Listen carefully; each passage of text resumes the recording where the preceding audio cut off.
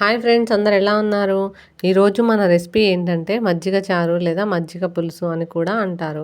ఈ మజ్జిగ చారుని మంచిగా రుచిగా ఎలా చేసుకోవాలో ఈరోజు ఈ వీడియోలో చూసేద్దాం. ఓకేనా?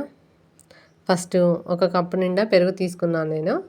దానికి కావాల్సిన పదార్థాలు: సన్నగా కట్ చేసి పెట్టుకున్న ఉల్లిపాయలు పొడుగ్గా కట్ చేసుకున్నాను నేను, పోపు దినుసులు జీలకర్ర 1 స్పూను, తర్వాత ఆవాలు కూడా 1 స్పూను, తర్వాత కొద్దిగా పసుపు, కొంచెం కరివేపాకు, ఒక 2 ఎండుమిరపకాయలు, 2 పచ్చిమిర్చీలు సన్నగా కట్ చేసి పెట్టుకున్నవి.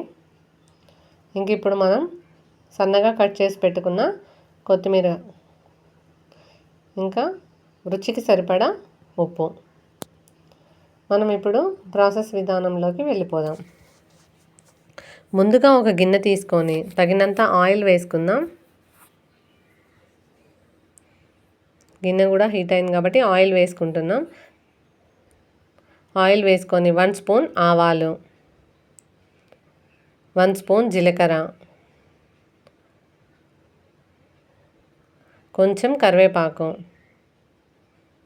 2 ఎండుమిర్చి, సన్నగా కట్ చేసి పెట్టుకున్న మనం పచ్చిమిర్చి. ఇప్పుడు కాస్త ఇవి ఫ్రై అవ్వాలి. ఫ్రై అయిన తర్వాత ఇందులోకి ఇప్పుడు పసుపు వేసుకుంటున్నాం. 1/2 స్పూన్ పసుపు. మనం ముందుగా తీసి పెట్టుకున్న ఒక కప్పు పెరుగు ఉంది కదా, నేను ఇంకొక బౌల్లో కొన్ని వాటర్ తీసుకున్నా. ఈ పెరుగు వాటర్ అంతా మిక్స్ చేసి పల్చగా కలుపుకుందాం. ఒకసారి అంతా మిక్స్ అయ్యే విధంగా కలుపుకొని మనం పోపులో వేసేసుకుందాం దీన్ని.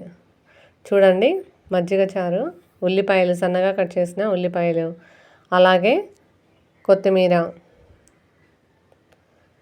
రుచికి సరిపడినంత ఇప్పుడు ఉప్పు వేసుకొని